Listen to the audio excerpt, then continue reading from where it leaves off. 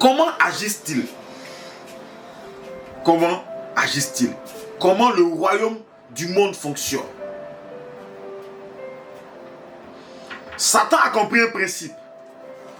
Satan a compris que le moyen le plus puissant pour contrôler les hommes, c'est de leur donner un certain pouvoir en face de leurs propres semblables, de se retrouver en situation de force. Un peu comme Ève a pu se retrouver en situation de force devant Adam. C'est-à-dire qu'elle lui fait découvrir quelque chose qu'il ne connaissait pas. Elle lui fait découvrir un goût qu'il n'avait pas connu avant, parce qu'il avait interdiction formelle de prendre.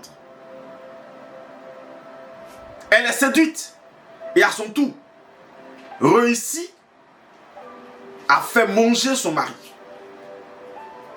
Ainsi, l'âme la plus puissante que le monde des ténèbres utilise pour asseoir sa domination et étendre son empire, c'est l'âme de la séduction. C'est la raison pour laquelle vous allez remarquer qu'il y a un mot qui normalement devrait être un peu dégradant, mais qui est devenu le mot en vogue. Et ce, depuis des années, depuis des décennies, sans perdre sa valeur. Ce mot-là, c'est sexy. Normalement, quand on dit à quelqu'un tu es sexy, ça signifie que on réduit la personne à son sexe. Ça signifie en clair que tout ce qui m'intéresse sur toi, c'est ton sexe. Excusez-moi du terme. En clair, c'est ce que ça signifie. Ton intelligence ne compte pas. Ta personnalité ne compte pas. Mais tout ce que je vois sur toi, c'est ton sexe et le plaisir que je peux en tirer. Mais bizarrement, quand on se situe dans la logique du monde, on comprend ça autrement. On comprend que ça veut dire qu'on est beau ou on est belle et qu'on a réussi à séduire quelqu'un.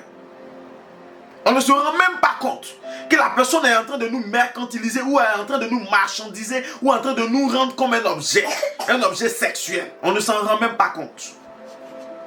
On peut découvrir, on peut réaliser que même les publicités qui ont le plus de vues, les publicités qui ont le plus d'attraction, les campagnes, les choses, il suffit juste de présenter des parties un peu dénudées d'une personne. Et puis le message est passé. Et puis ça a plus de visibilité, ça a plus d'intérêt pour les gens. Allez sur les réseaux sociaux par exemple. Cherchez les comptes qui parlent de Dieu. Regardez un peu l'audience. Cherchez les comptes qui parlent même de développement personnel ou qui parlent d'autres choses. Regardez les vues. Regardez l'audience. Cherchez les livres qui parlent de bonnes choses. Et cherchez tout ce qui parle de séduction. Tout ce qui présente des parties dénudées. Tout ce qui présente ce que vous appelez en griffe, sexy. Vous verrez la différence est de taille. Et cette différence qui est de taille, à la réalité, elle est au profit de tout ce qui est sexy. Parce que le royaume du monde a compris que c'est le moyen de tenir l'homme en captivité.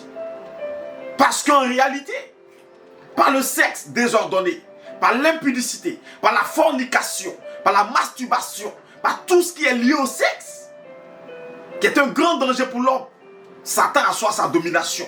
Parce que sans le savoir, l'homme fait une offrande à Satan par sa semence. Amen.